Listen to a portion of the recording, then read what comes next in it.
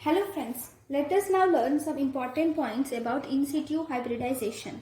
So if you see in the in situ hybridization, we will have to learn about fluorescent in situ hybridization.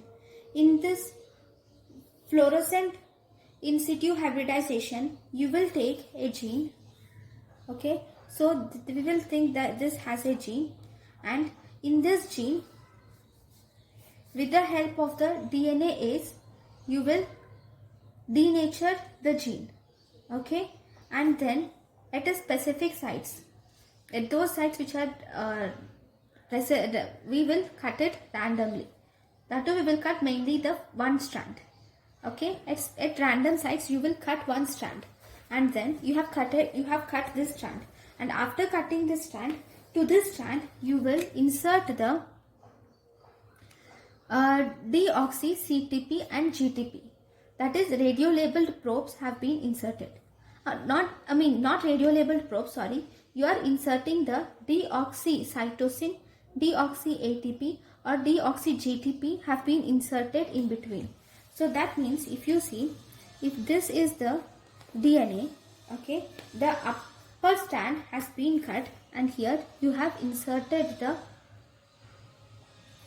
deoxy units, and this insertion of deoxy units, we call it as Nick translation. Okay, now this is one thing, and second, we will take the desired gene. Now we have to take the, if you see, this is the desired gene, and we will denature it. Okay, then we have denatured this. So this is the desired gene, we have denatured it. Okay, and we will take one strand of this, and we will take one strand of this nicked DNA to which this deoxy ATP, GTP and CTP have been arranged. So this is one strand, okay, of the desired gene, and this is the one strand, okay, with this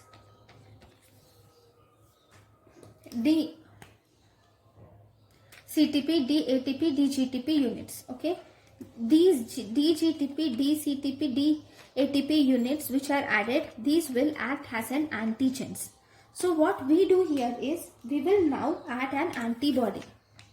Now to this solution, we will add an antibody. Okay, this is the antibodies. Once you add antibody to this solution, what happens? I will just draw this. Fine. This is the strand, desired gene, and this is the template gene with the DATP, DGTP, DCTP units.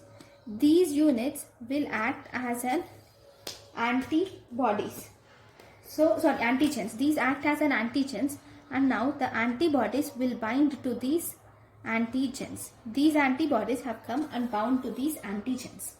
Right? Now, along with this antibody, you will even add a fluorescent material.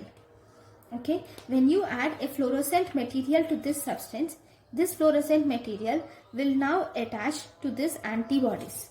Okay, when this fluorescent material will, this is separate. Okay, yeah, when this fluorescent material gets attached to this antibodies, so if you now expose it to the microscope, you can see it in fluorescent microscope. So in the presence of fluorescent microscope, you can see these will illuminate, and you can see that the gene to be located. So this is called as fluorescent in situ hybridization. We can use, there are different uses for this fluorescent in situ hybridization. This can be used in identifying the gene arrangement of leukemia, B-cell lymphoma and various types of lymphoma, and you can also use it in HER2-neu positive breast cancer. These HER2-neu antibodies can be identified with the help of this in situ hybridization. So this is about fluorescent in situ hybridization. So thank you guys for watching my lecture. Thank you.